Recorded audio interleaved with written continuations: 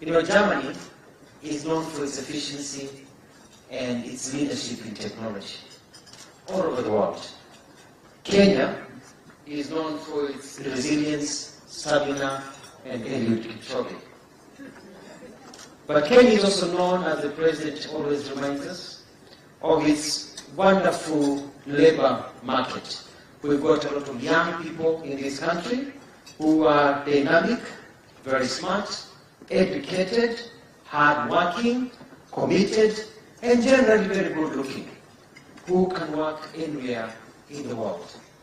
If we combine the technology, we combine the leadership that Germany has given to the world in many sectors, with this resilience and stamina and the wonderful population we have in Kenya and our ability, and we combine these two, then these nations, Kenya and Germany, will rise to even greater heights than where they are today. And that is why we're here today. And lastly, we're very pleased that Germany was the first country to recognize us. And our word of trivia, the German ambassador's car, his number plate is written 1, because Germany was the first country to recognize us. And that is why his number plate to Germany is the number 1. And with that, it is my pleasure to welcome His Excellency President William Ruto to give his remarks. Welcome, Excellency.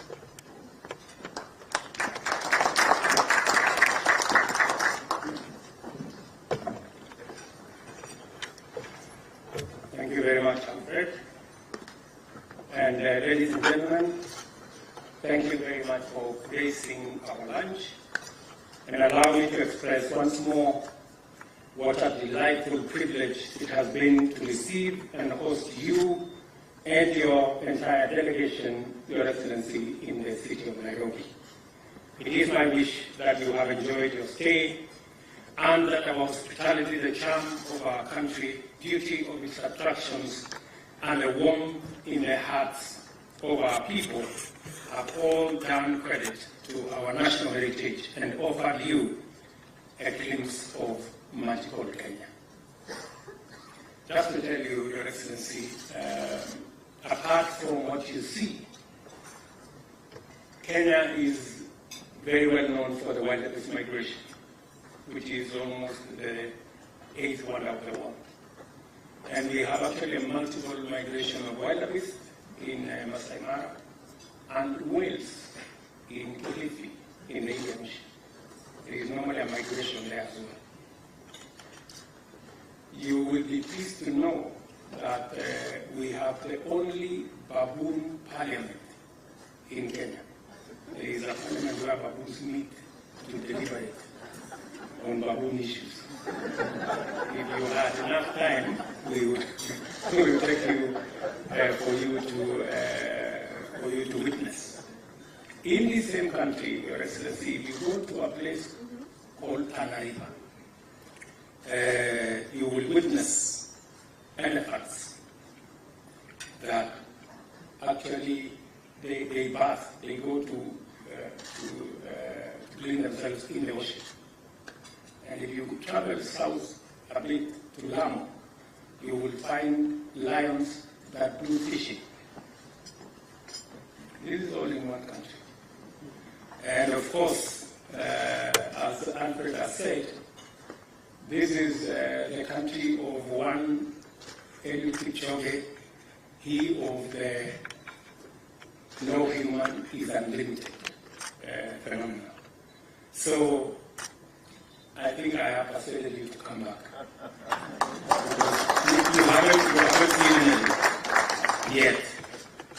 I am happy that you will find time later and maybe tomorrow to visit Olkaria, the largest geothermal facility in Africa. And it is courtesy of German technology and German friendship.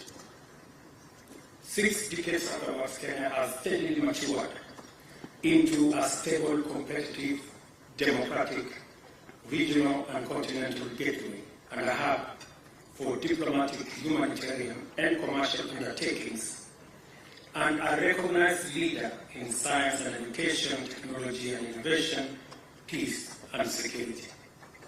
Kenya's journey of growth and many successes along its path bear many imprints of strong partnership between Kenya and Germany. I view our country's beautiful history of friendship based on shared values, partnership in pursuit of common interests, and collaboration through mutual benefit, with profound satisfaction and joyful approval. I also consider the prospects ahead and our path into the future with optimism, acknowledging the daunting course in the midst of multiple, complex, and constantly mutating challenges, but with the confidence that our strength, our values, commitment, and partnership will be sufficient to keep us safe and make us prosperous. We are called upon to deliver shared prosperity, peace, and democracy in a world where war, conflict, a climate catastrophe, and disease outbreaks constantly threaten to disseminate humanity, deepen poverty, worsen suffering, and widen inequality. But we can and must collaborate to achieve a just transition to clean and green industrialization, decarbonize manufacturing, and achieve prosperity through ecologically responsible means. There is an opportunity for us to forge partnerships in developing transformative human, technological, and industrial capacities through education and training, science and technology, research, and innovation. We have a chance to make our regions and the whole world safer, more peaceful, and more secure. Now more than ever, our shared future depends on how we align our undertakings and pursue our aspirations in trade, in energy, environment, and climate action, infrastructure development, education and training, agriculture, peace and security, technology and innovation. This is why I celebrate our friendship, Mr. Chancellor, because I see in it the power to overcome the multiple, complicated, and ever-changing crises and challenges that confront us at many levels, including the ultimate existential threat of climate change.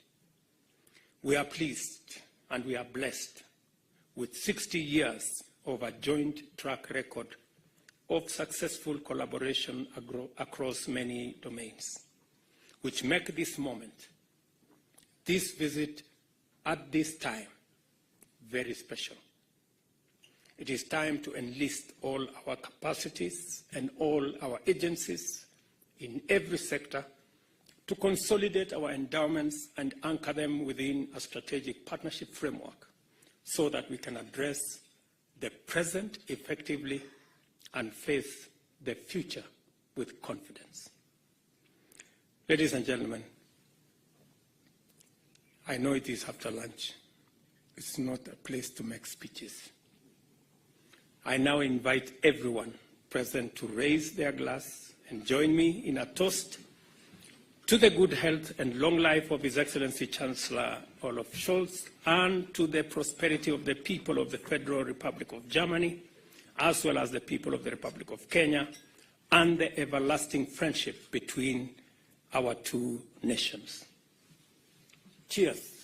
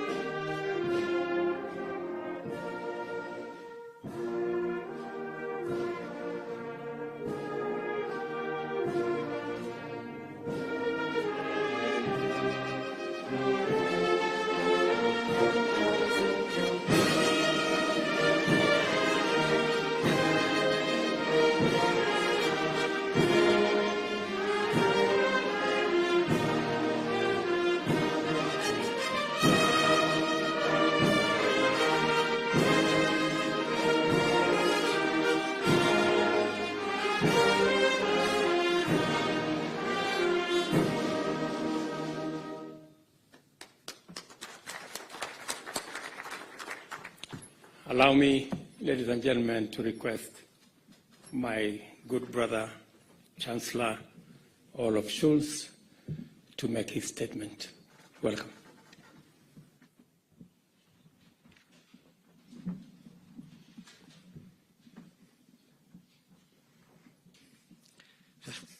Habari gani?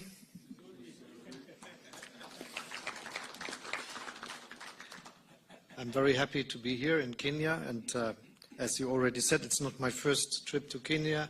I was here as a tourist, and now it's the first official visit to Kenya, and I'm very pleased to be here. But I have to admit that when I was here as a tourist, I never visited lions fishing, and I never visited elephants bathing in the sea. But I'm really willing to have this chance in my life, and this would be a very good experience. And the one time I had the chance to look at the animals and the landscape, it was something that impressed me very much, because it gave me the idea of peace in a way. And I felt that if this would be Christmas time, though it was in summer, but it was something that will live with me for a long time, and so I will be back also for official visits, but also as a tourist again. But I think we are really cooperating as friends, which is very important for all of us. And it is something that is not just because we have this long-standing relationship, and it is not just because we were the first to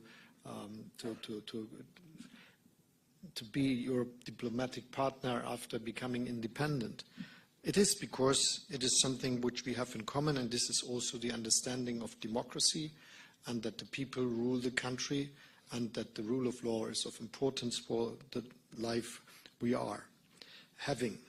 And looking around, we really see that it is something we experience, that those countries that have a democratic tradition are much more peaceful as those who have a lot of difficulties to do and always have to look outside for solving problems they have in interior politics. As I said before, I'm really appreciating what Kenya is doing and helping solving conflicts all around. It is a very difficult task in these times, and it sometimes seems as if one conflict is looking to be solved, the next one is to come, but that you are constantly referring to your task and that you are doing it is something we admire very much, and it's very, very good that you do this. We are willing to work together, as you said, in the questions that are tackling us. One of them is obviously how we fight against climate change. My view is that this is one of the biggest tasks of mankind, and in the midst of this century we must succeed. In case of Germany, we try to be CO2 neutral in 2045. Some other countries say it will be 50, some say 60, but this is the latest what we should reach. And so to work together is a big goal for all of us. Sometimes in my country people ask, why you are doing this? What is the reason? We are just 2% of world emissions. But I tell them we are not 2% of world population. And I also say to them that we have a special task and a ability which is important for Germany. We have the engineers, we have the companies, we have the technology that is necessary for getting what is we are aiming for, becoming a world that is living and doing business CO2 neutral, climate friendly, but which is also solving the problem that many people in the world still face, that they are looking for a better, good income, that they are looking for how to feed their children, how they can educate them. So there is big growth, there's a lot of growth necessary to many parts of the world. And I'm absolutely sure that we should aim that the way of living, for instance, people in Germany have, should be a way of living others in the world can have also, but without harming climate. And if we are successful with this, this would be really the part we can support from Germany very, very much. And this is also a reason why we are good in accelerating our technologies and our investment into climate-friendly activities, because doing so, we are developing scales, making things cheaper so that they can be used all over the world. In this way, we are really willing to partner with Kenya that is really leading, for instance, when it goes about using geothermal possibilities of your country and for using and for producing hydrogen. And I'm also pleased very much that you are thinking about how we can produce fertilizers, especially green fertilizers. One of the things we learned in the last year much more is that there are not enough countries producing fertilizers, and that many countries, whole continents, depend on the delivery from some very few countries. And if we want to do something good to the world, we just enlarge the number of countries that are able to do this, and if Kenya would be one of them, it would be very, very good. Let me say I not just appreciate very much what you say about your activities all around with all the conflicts and the new one in Sudan. I really appreciate your clear voice in saying that revisionist policies are not good wherever they are taking part and taking place. And this is why I think it is necessary that we say that what Russia is doing with its aggression against Ukraine is a threat to peace and security, not just in Europe, but in the whole world. And we cannot accept that someone feeling strong enough is just thinking that he could take parts of the territory of his neighbor and just doing it as it was done for centuries. But it is one of the advantages of our time that we agreed in the United Nations that this should not be the case. And we are very much willing to help all the countries that suffer from this war and from the outcomes of this, and we are very much working to make peace a possibility and support the Ukrainians. Thank you for your activities. We will have a lot of fields for partnership. You spoke about workforce and things like that, but that's not the only one. Thank you for inviting us. I'm very happy that I can be part of this long-standing relationship, and the two of us and our countries will work together to have a very strategic cooperation in our relationship. Thank you, and thank you for all you do.